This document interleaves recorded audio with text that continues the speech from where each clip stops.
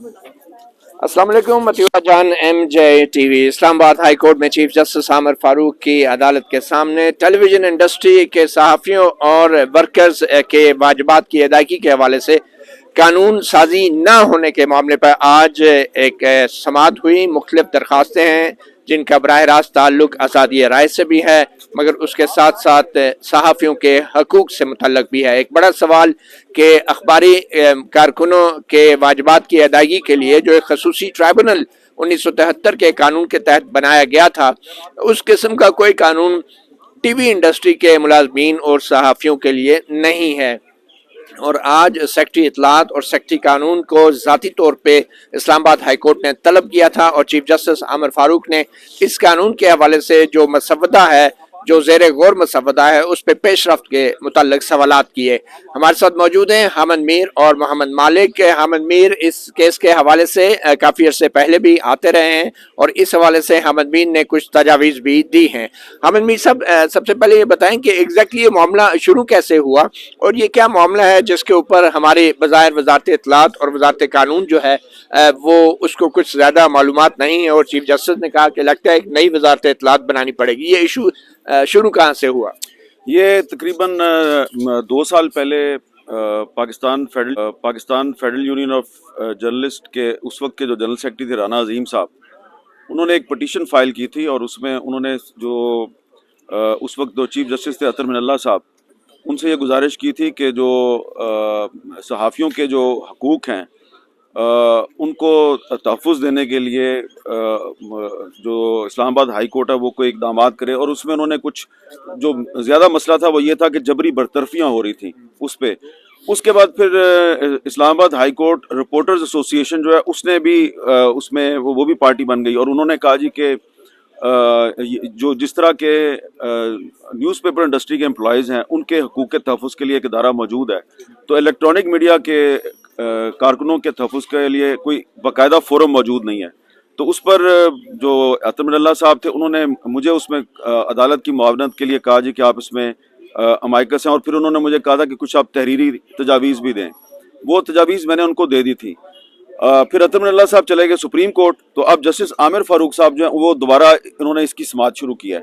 तो जो पिछली हेयरिंग थी उस पर इन्होंने सेक्रेटरी इंफॉर्मेशन और सेक्रेटरी लॉ को तलब किया था कि आप आके हमें बताएं कि इस सिलसिले में आपने क्या प्रोग्रेस किया, क्योंकि कोर्ट के इस सिलसिले में पहले काफ़ी सारे ऑर्डर्स मौजूद हैं।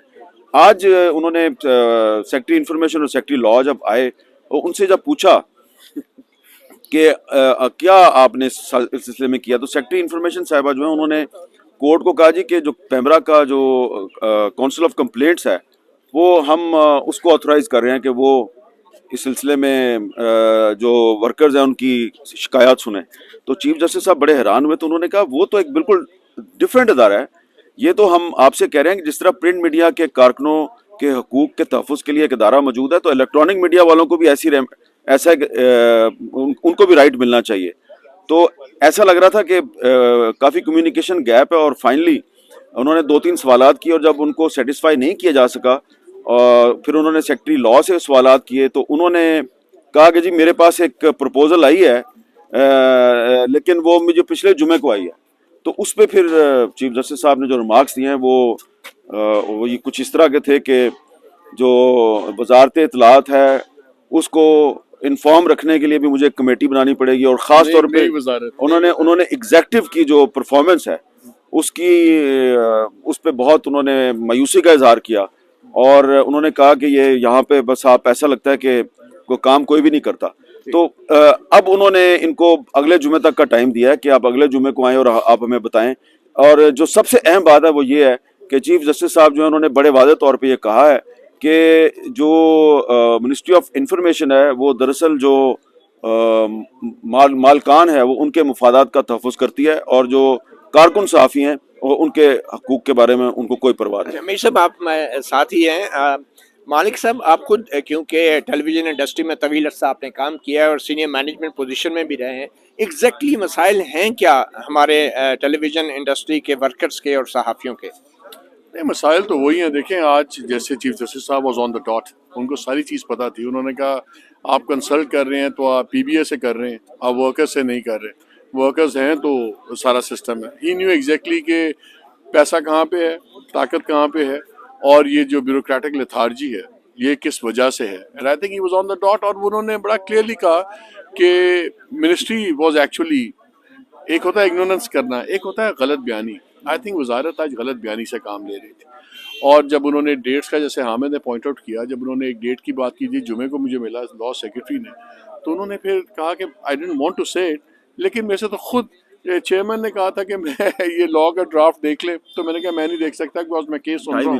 تو وہ 2-2.5 مہینے پرانی بات تھی. ویسے ایگزیکٹلی جو ٹیلی ویژن انڈسٹری کے ورکرز ہیں اور جرنلسٹ, کئی لوگوں کو تو کانٹریکٹ تک نہیں ملتا ریٹن, کچھ لوگوں کو تنخواہیں ٹائم پہ نہیں ملتی, کئی سال کے بھی واجبات پینڈنگ ہیں. اس حوالے سے نیا قانون کیا ہیلپ کر سکتا ہے آپ کے خیال میں؟ بڑا سیریسلی ہیلپ کر سکتا ہے. دیکھیے عام لوگ سمجھتے ہیں کہ جو چند اینکرز ہیں, سینئر اینکرز ہیں, وہ میڈیا انڈسٹری ہے. وہ میڈیا انڈسٹری نہیں ہے. ہم اللہ کی کرم ہے, مہربانی ہے, ہم آپ سمجھ لیں پریولیجڈ ہیں ان میں کہ ہمارے پیکیجز اور ہیں, ہماری فیسلٹیز اور ہیں, لیکن جو بلک ہے ہماری انڈسٹری کے لوگ الیکٹرانک میں بھی, they work under extremely different conditions. ان کی بھی کوئی جاب سیکورٹی نہیں ہے, جاب سیکورٹی ہر کسی کی بھی نہیں ہے.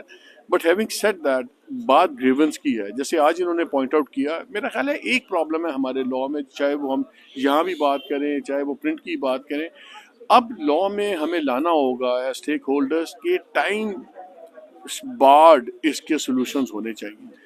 یہ جو مقدمہ چلتا ہے نا 6 مہینے, 6 سال, 4 سال, اب یہی دیکھ لیں, یہ جو کیس چل رہا ہے 2020 سے 2020 اور اخباری جو ویج بورڈ ہے اس میں تو اور بھی زیادہ 2023 آ گیا. 23 سال سے ابھی ہم بیسکس ڈسکس کر رہے ہیں. ہمارے سروس کیسز جتنے بھی ہیں, چاہے الیکٹرانک کے ہیں چاہے پرنٹ کے ہیں, آئی تھنک اگر یہ ٹائم بارڈ ہونا, ان پہ کیپنگ ہو کہ جی میکسیمم اتنے میں یہ طے ہوگا, کم بورڈ میں, یہ چیز ہے. یہ جو لٹکاتے ہیں نا, لٹکا کے مار دیتے ہیں, آپ جو مرضی لاز بنا لیں, آپ جو مرضی ٹریبیونلز بنا لیں, اگر ان پہ ٹائم کیپسول نہیں ہوگا, ٹائم کیپنگ نہیں ہوگی, تو یہ ہمارے مسائل چلتے رہیں گے. اچھا, ایک چھوٹا سا سوال, آخری سوال.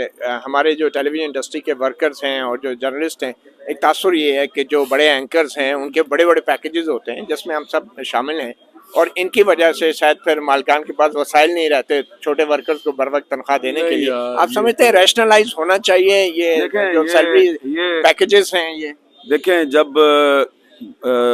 3-4 سال پہلے ایک کافی فنانشل دباؤ آیا تھا, تو اس وقت میں اپنے ادارے کی بات کرتا ہوں, ہمارے ادارے میں ہمیں کہا گیا جی کہ ڈاؤن سائزنگ کرنی ہے.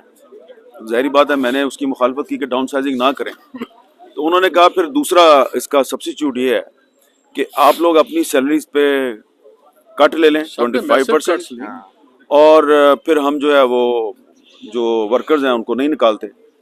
تو میرے سمیت بہت سے لوگ جو ہیں انہوں نے 25% کٹ قبول کیا کہ آپ نہیں نکالیں گے, لیکن اس کے باوجود انہوں نے نکالنا شروع کر دیا.